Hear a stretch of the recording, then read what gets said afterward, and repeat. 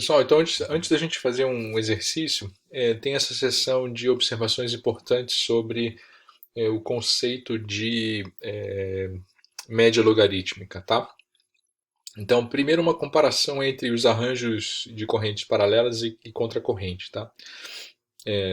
Então, se nós admitirmos, né, os mesmos valores de temperaturas de entrada e saída das correntes, tá?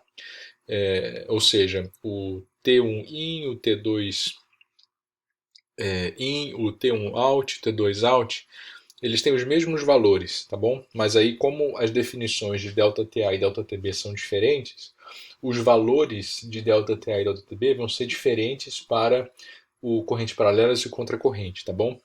Então, nesse caso, né, se nós calcularmos esses valores, nós vamos ver que o ΔTLM do contracorrente ele sempre vai ser maior que o ΔTLM do corrente paralelas. Tá? Isso a gente sempre vai ver. E aí, se nós tivermos, né, a mesma área e o mesmo U, né, então, consequentemente, né, a mesma área e o mesmo U, né, num trocador de correntes paralelas e de contracorrente com os mesmos valores de temperaturas de entrada e saída. Né? Como o ΔTLM do contracorrente é maior do que correntes paralelas, a taxa de calor trocada no contracorrente vai ser maior do que a taxa de calor trocada no correntes paralelas. O que significa que o correntes paralelas ele é menos efetivo termodinamicamente do que o contracorrente. Tá? Então, ele é mais eficiente, né, o mais efetivo do que o corrente paralelas.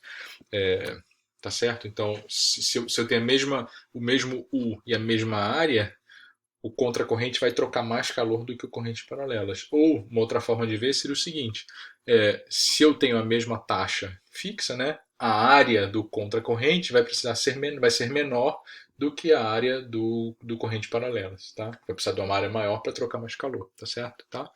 E por que é isso? Né? Isso ocorre porque no arranjo contracorrente, né,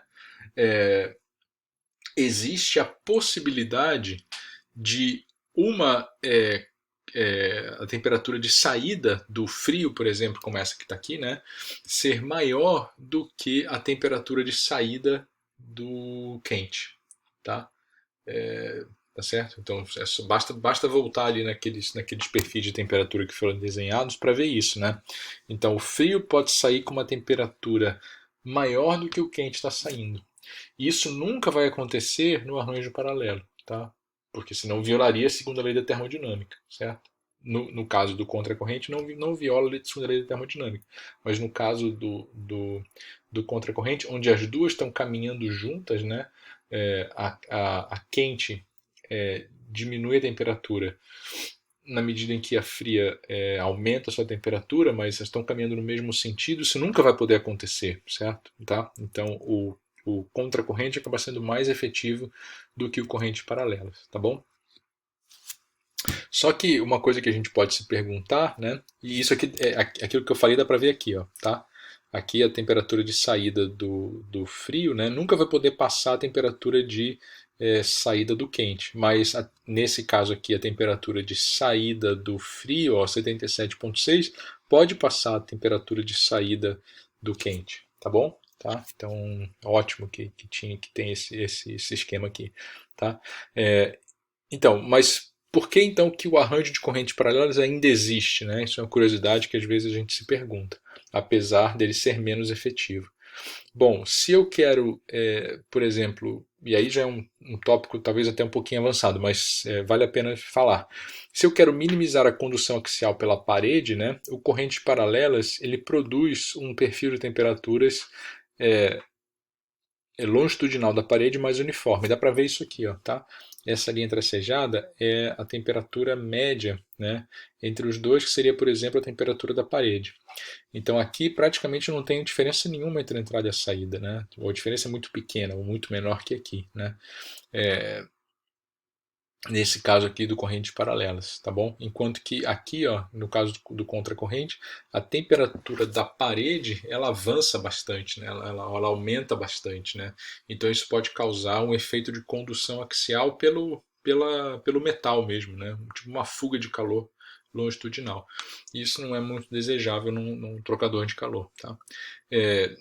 Ela também é preferida quando se deseja evitar, por exemplo, que a corrente quente se condense ou se solidifique, uma vez que a mais baixa temperatura de parede é maior do que em qualquer outro arranjo. Tá? No caso do correntes paralelas. Tá? Ou se deseja minimizar a incrustação, corrosão ou decomposição do fluido, uma vez que a mais alta temperatura de parede é menor do que em qualquer outro arranjo para correntes paralelas. Tá bom? Então, é isso que ele está dizendo aqui. Ó. A mais baixa temperatura de parede é maior do que qualquer outro arranjo e a mais alta temperatura de parede é menor do que qualquer outro arranjo. Tá? Para correntes paralelas. Ó. A mais alta a mais baixa é maior, que é essa daqui, ó, e a mais alta é menor, tá? Então, a mais, de novo, né? A mais baixa é maior, maior do que a mais baixa aqui, e a mais alta é menor, menor do que a mais alta aqui, tá bom?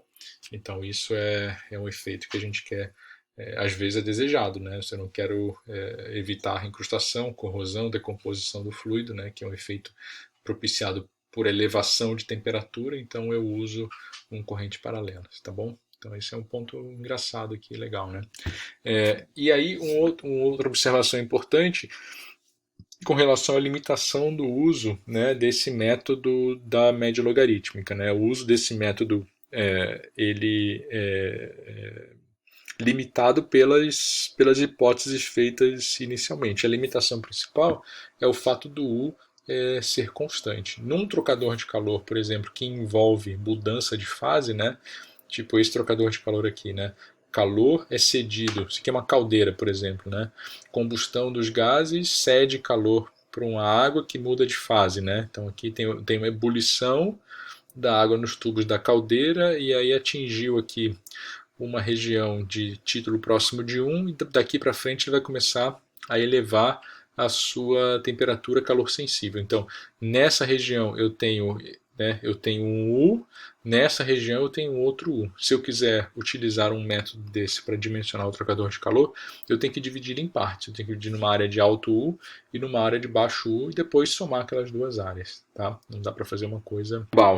Tá? Eu tenho que dividir, particionar o trocador de calor, tá? Então o próximo slide é um slide de exemplos. Eu deixo vocês lerem esse exemplo, né? A gente vai resolver exemplo na aula síncrona, né? Então eu deixo vocês lerem esse exemplo aqui, que ele é bem simples, tá bom? E aí no próximo clipe a gente fala de outro método de dimensionamento para trocadores de calor, que é o método da efetividade NUT. Tá?